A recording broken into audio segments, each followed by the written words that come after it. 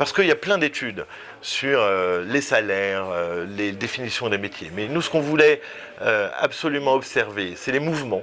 Parce qu'on s'est bien rendu compte que tous les 6 mois, il y a des nouveaux mots, des nouveaux métiers, que les gens mélangent métiers et compétences, et qu'on n'avait pas non plus d'études sur les aspects de la formation. Où est-ce que je vais me former?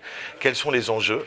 Et l'IAB voulait, en dehors d'être une association outils, formats publicitaires, enjeux des budgets, rentrer dans les ressources humaines et montrer aussi qu'on peut absolument nourrir le marché là-dessus.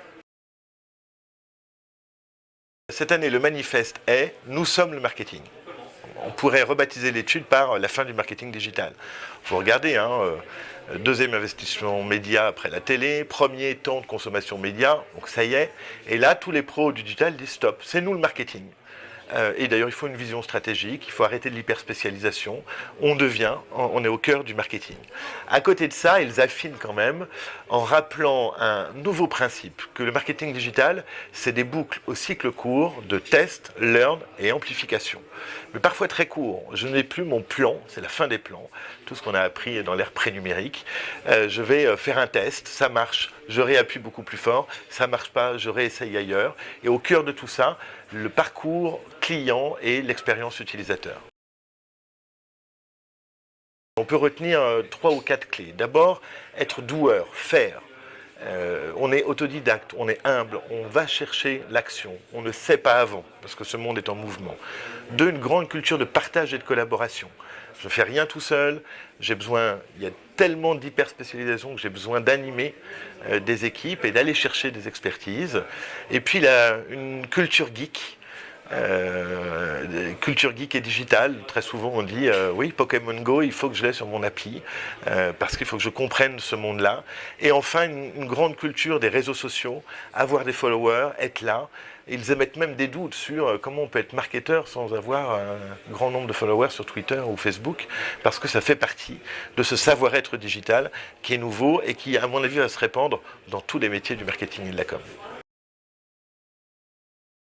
Notre cartographie dynamique de l'année dernière reposait sur un axe des métiers résiduels, les années 90, les métiers dominants à date et les métiers émergents. On voit le nouveau mouvement cette année, qu'un grand nombre de métiers qui étaient émergents ont basculé dans le dominant. Je citerai le community manager, l'UX designer, le trader média, donc des métiers qui étaient émergents, et en quelques mois, en moins de 12 mois, donc les cycles sont très courts, hop, ça y est, ils font partie du mainstream. Et on voit apparaître des nouveaux métiers, en plus, toute une tranche de métiers autour de l'Internet des objets, de l'intelligence artificielle, du machine learning, où là, les marketeurs disent, on ne sait même pas si c'est des métiers, mais ça nous saute à la figure. Tous les nouveaux métiers autour de l'expérience utilisateur avec le Customer Experience Designer, avec le responsable de l'expérience consommateur, et puis des notions d'omnicanal, de directeur omnicanal. Dernier aspect, le marketing digital vient rajouter tous les métiers du marketing traditionnel. On est cohérent avec ce qu'on disait au début, c'est la fin du marketing digital. On remet le directeur de créa, le directeur média, le channel planner, en disant stop. D'ailleurs, ce sera peut-être la dernière année de la cartographie du marketing digital. On fera une cartographie du marketing. À plus de 50% on the job. C'est mon job qui m'apprend mon métier. J'apprends en marchant. Ça, c'est compliqué pour les RH. Pour le monde pré-numérique, j'avais un diplôme. Mon expérience me faisait un réseau, mais j'avais appris mon métier dans mon diplôme. Là, c'est vraiment en faisant, puisque les métiers s'inventent. 2, et on est très surpris, les MOOC. À 37%, les gens du marketing et de la com se forment sur des MOOC. Et puis les séminaires de formation où je vais picorer et me faire mon patchwork de formation. Et enfin, je crois que de mémoire, la 4e source, c'est les formations longues quand même, de type part-time ou exécutive, qui commencent à apparaître sur le marché, où là, j'investis pendant 1 an pour me former. Mais les écoles traditionnelles, ce ne sont pas des sources de formation première.